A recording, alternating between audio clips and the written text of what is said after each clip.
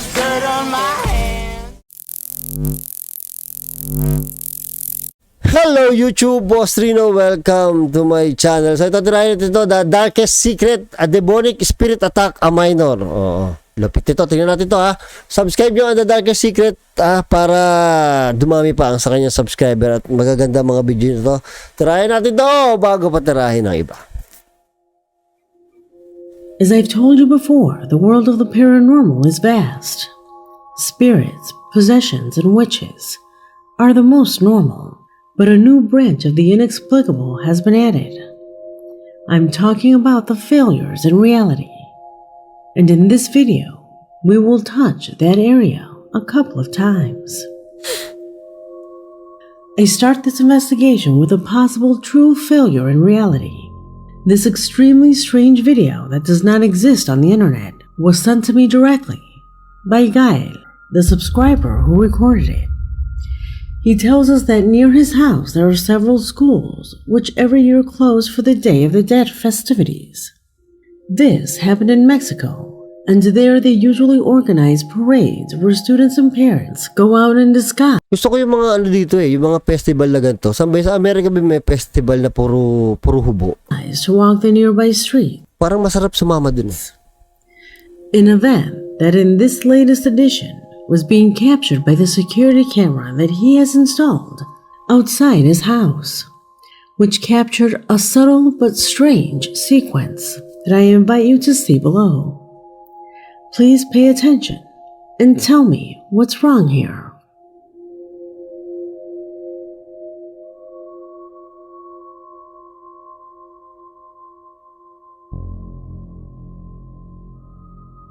Wala, hindi namin makikita. Ang daming tao.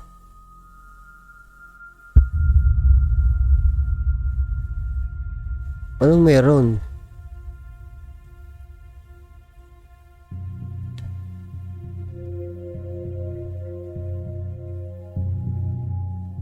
Did you manage to see it? Ba, hindi. Where does that paper come from? In the middle of all that crowd, the camera captures the moment in which a lady takes what appears to be a ticket from the back of Gael's vehicle. However, if you look closely, that paper appears practically out of nowhere. Oo nga, no. Take a good look with zoom and color correction.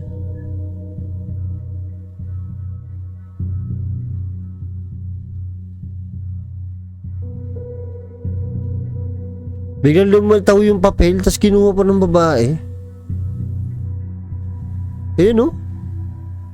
Oh. The paper does not exist before she extends her hand. Completely out of nowhere, as if from one moment to the next, it just materialized. How did it get there? A question that our subscriber still asks himself. Number 6. Dami nangyayari na ganyan, no? The footage in the 6th position of this investigation was captured in the middle of a thunderstorm. The idea was to record this terrifying but at the same time wonderful phenomenon that nature gives us from time to time. But all of this would become less important when suddenly the lens registers something extremely mysterious. What is it about? See for yourself. Uy, gago, nakakatakot to. Boom.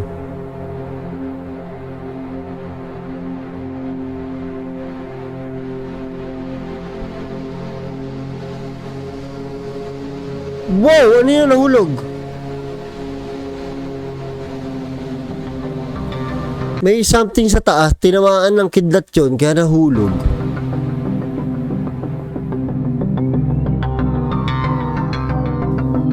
Boom! Nahulog, oh.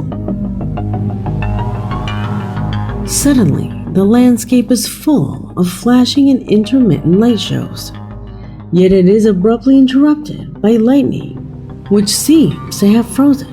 But it was not the only thing, since immediately afterwards, the lens registers a huge lump that falls from the sky. Can you see it?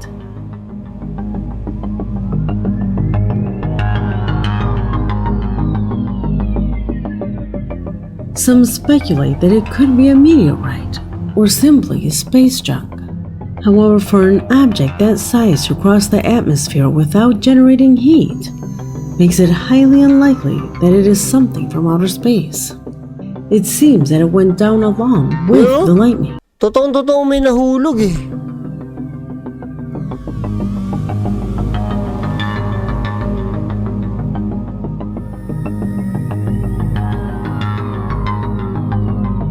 Oh?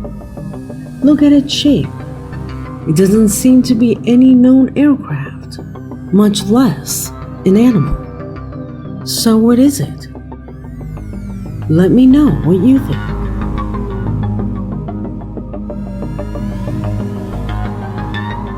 Number 5.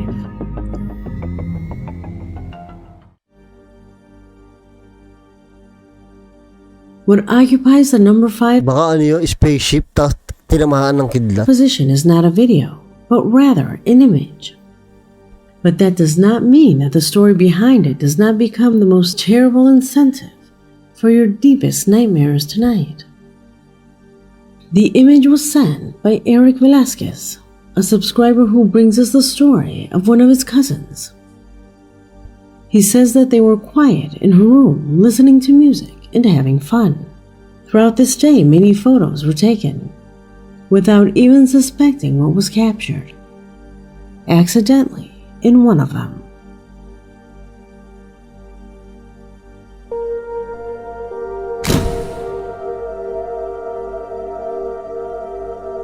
Puta ay may langaw na naman. Uy, gago, kaninong kamay yan? So, parang galing sa hukay, oh. Tignan niyo yung finger, parang ang dumi.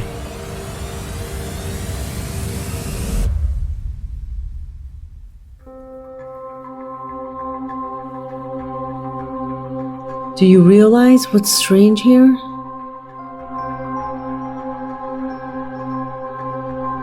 Whose hand is that?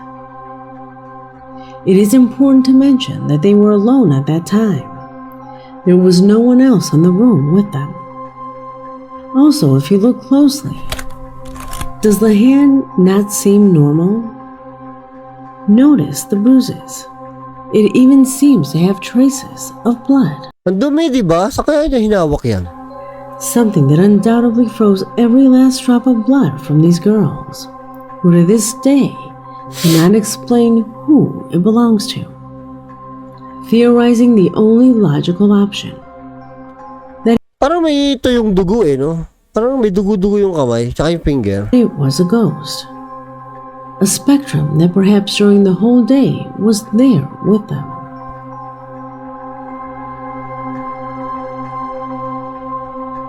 Number 4. Katakot, gagi.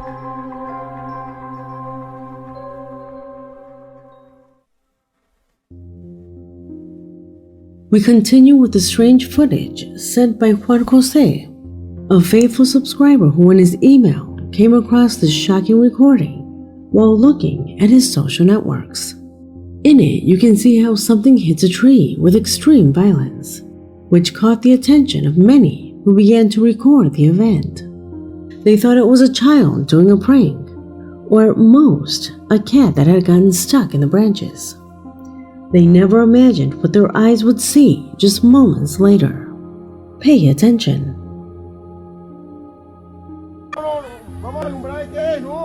O yung buyog-yog.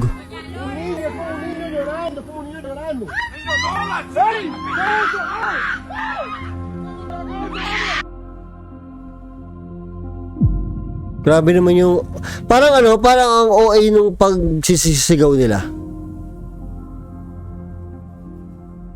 'Di ba? Oh, nahulog pa yung isa. At first glance, it seems to be a costume, but it is very small. Could it be a child? The hind legs look too thin. Rather, they are similar to those of a four-legged animal. Are we in the presence of an unknown animal? Parang ano lang eh, Or do parang you think it is parang poodle na aso pero parang ang weirdo itsura. something else? What would you do if you came across something similar. Let me know your answers in the comment box. Number 3.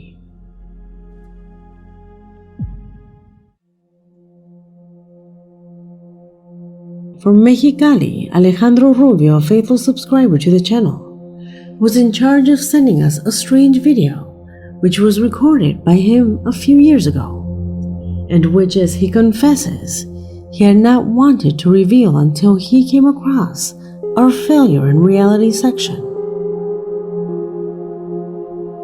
In his email, he says that day he was about to leave the house until, almost by chance, it occurred to him to look towards the window. A moment in which he would witness, as he says, the strangest event he has seen in his entire life. Pay attention.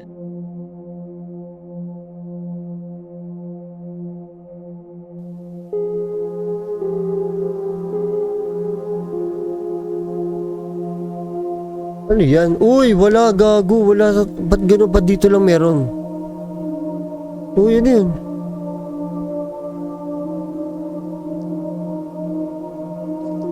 Oh, shit!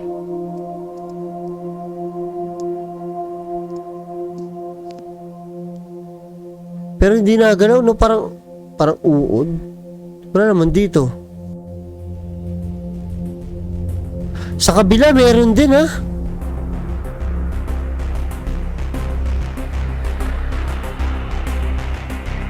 Hindi edit to, ha? Tignan nyo dito sa kabilang kortina, ha?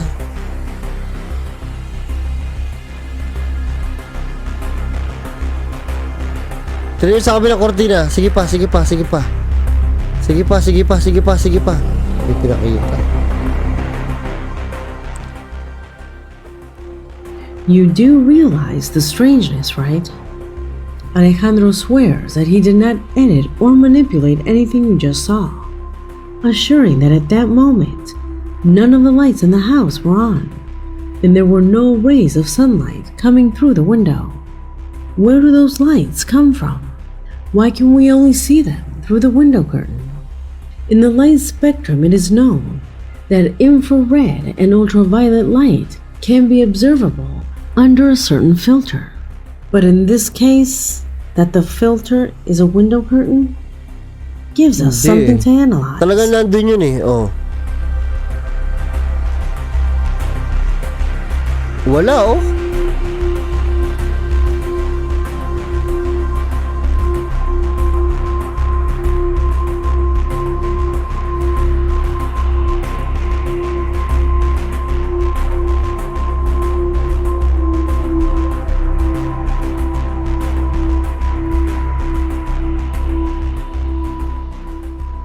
Perhaps the most important question, what was giving off this strange glow? Let me know what you think. Pero hindi nagalaw, no? Possible siguro, hindi eh. Kung ano, nasa salamin, imposible nasa salamin yun. Number 2. Or, pwedeng nakatint yung salamin, ito yung part na medyo nasira na. Pwede yan, ha? Oo.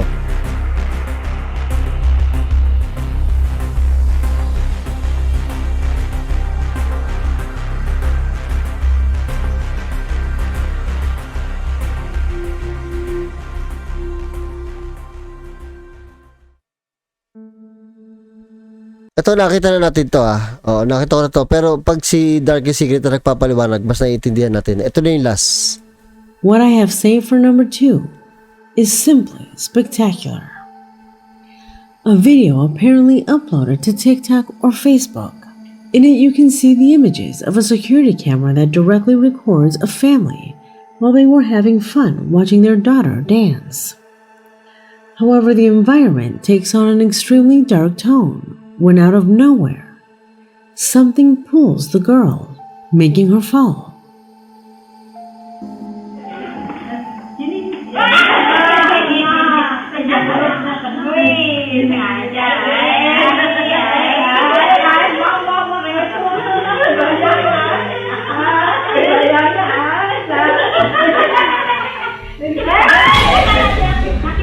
Meron talagang humili.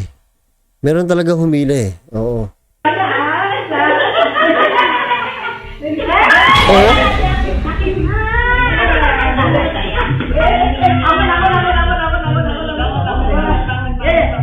Pero yung mga ano natatawa lang. Do you notice how she Oh. doesn't fall by herself? Something seems to pull her. Oh! Di napansin ng mga lola, no? Di rin napansin nila sa At likod ng first, lalaki. the family thought that she had simply fallen. But when they saw the replay, they noticed that gesture that reveals the strength of something else. Masyado malakas yung kung na ano siya, kung siya'y natumba, dahan-dahan lang yung hataw ng ulo niya. Ito ang bilis ng hataw ng ulo niya. What do you think happened here? Oh? Leave your opinion in the comment box. Oo, wala na. Yung susunod dito, yung may lola, nakita na natin yun. Grabe. Grabe yun sa bata, nakakatakot. Tsaka itong kamay ni Janisin. Itong kamay ni Janisin, oh. Oo. Ito yung finger niya. Mukhang may dugo.